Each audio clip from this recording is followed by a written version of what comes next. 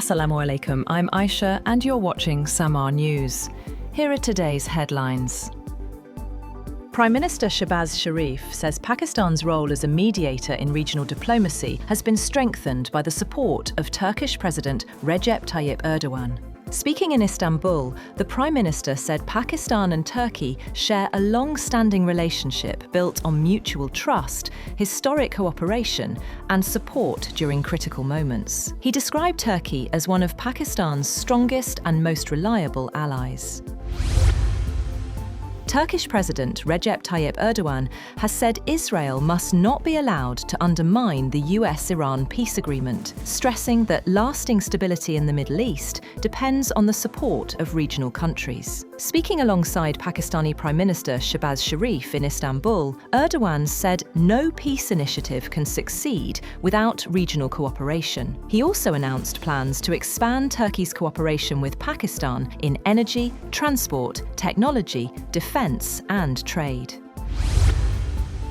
The next round of U.S Iran talks is expected to take place in Pakistan on July 11th, according to media reports. The negotiations are expected to focus on Iran's nuclear program, sanctions, and the release of frozen Iranian assets. Reports also say Tehran will decide on the composition of its delegation after the funeral of Ayatollah Khamenei. If confirmed, the meeting would mark another significant diplomatic engagement hosted by Pakistan.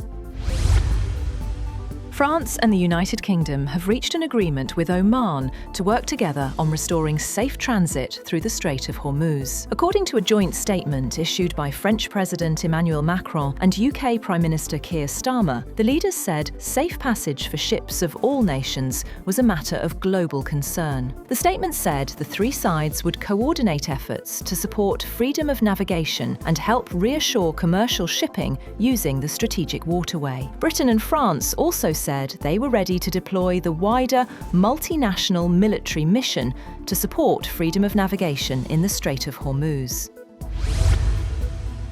Iranian Parliament Speaker Baker Ghalibaf has said Tehran will not allow any American interference in the Strait of Hormuz, stressing that Iran remains determined to retain control over arrangements for the strategic waterway. Speaking during his meeting with Chinese Vice Chairman He Wei, Ghalibaf said the Islamic Republic had ensured the smooth passage of Chinese vessels through the Strait of Hormuz, describing China as a country that stood by Iran during difficult times. He added that during a recent Iranian delegation visit to Oman, Tehran and Muscat reached an agreement under the Islamabad Memorandum of Understanding to regulate maritime traffic through the strait.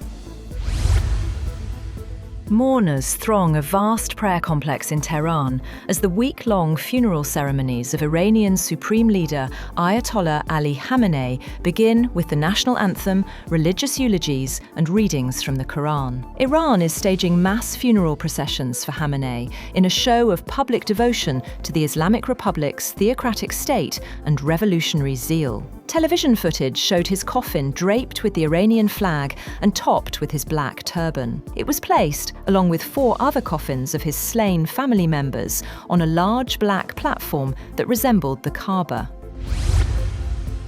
On the other hand, Iran's new supreme leader, Mujtaba Khamenei, is unlikely to attend the funeral ceremonies of his father, late Supreme Leader Ayatollah Ali Khamenei, due to serious security concerns. According to reports cited by Al Jazeera, Khamenei has expressed his desire to attend the funeral, but he has not been allowed to appear publicly because officials fear Israel could target him during the mourning events. Al Jazeera TV reported Revolutionary Guard officials are also concerned that Israel could track his secret location through his movements if he appears in public.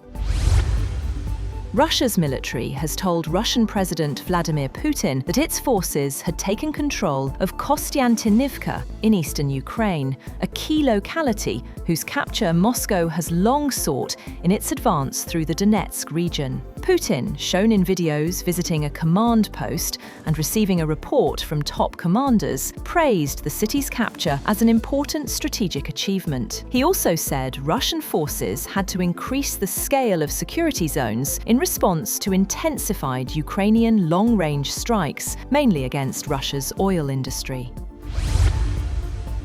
However, Ukraine's general staff has rejected Russian claims that Moscow's forces had captured the key eastern city of Kostiantynivka. A general staff official said these are more fake claims. The general staff said Kostiantynivka remained under the control of Ukrainian forces. It said military units and subunits of the 19th Army Corps of the Eastern Grouping continue to conduct defensive operations on designated lines within the town and on its approaches.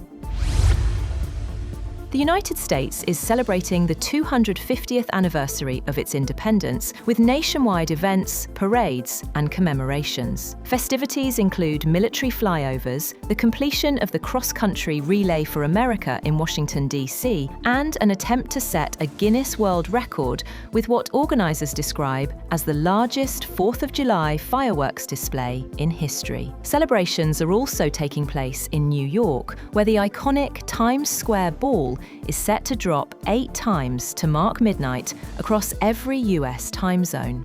However, authorities are urging caution as extreme heat, with temperatures nearing 38 degrees Celsius, is expected in parts of the country. Pop music megastar Taylor Swift and football player Travis Kelce are married as guests attended a star-studded celebration at Madison Square Garden in New York that capped a 3-year love story. Just and T married flashed on giant screens on the exterior of the Manhattan Sports Arena. Swift's publicist confirmed via email that the Grammy-winning musician had wed the Kansas City Chiefs star. The publicist's statement said comedian Adam Sandler officiated the ceremony, describing him as a friend of the couple. That's all for now. For more updates, visit www.samar.tv. Thank you for watching Samar News.